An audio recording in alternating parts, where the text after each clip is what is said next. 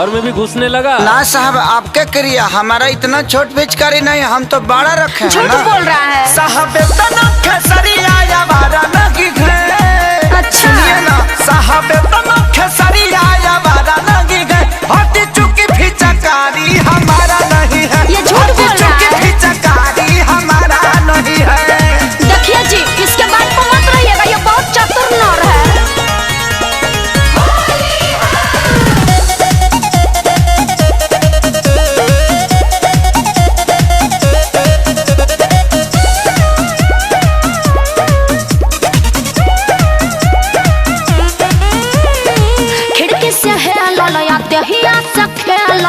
हमरा बुझाइल जब लागल हपाला, जबनिया चक्का रह गइनी भचाका, भागल ह कोइनी जब चोर चोर हाला। हमको पक्का विश्वास है जी यही था।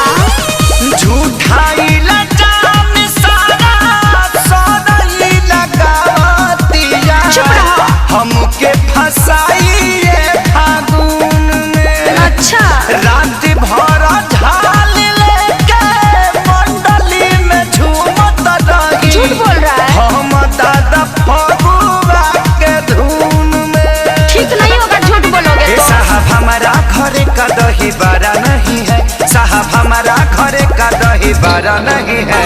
होगा लेकिन खट्टा। तो साहब तो खेसरिया या बड़ा नहीं है। हटी चुकी फिचकारी हमारा नहीं है। सच कहता नहीं है तो हमारा नहीं है।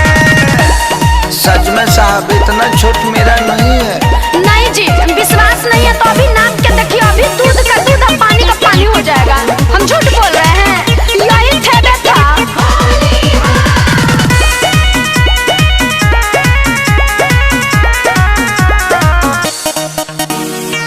कान धराई हथकड़ी लगाई, अपना गुनाह तो बचा के कबूली। एक छिहत्तरा के केस में फंसाई, सुनी चोर कोनो नहीं खे मामूली। आगे चल के बहुत घात पड़ी है। आपन कुकर में छुपावे खातिर रउआ सोझा का?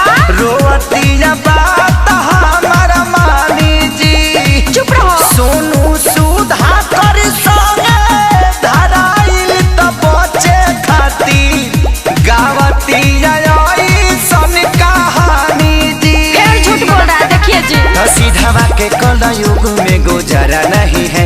सीधावा के कलयुग में गुजारा नहीं है। हट झूठा कहीं का। साहब तो खेसरिया हमारा नहीं है। हटी चुकी फिचकारी हमारा नहीं है। हटी चुकी फिचकारी हमारा नहीं है। सच में हमारा नहीं, माई क्रिया कर है। झूठा लबड़ा कहीं का।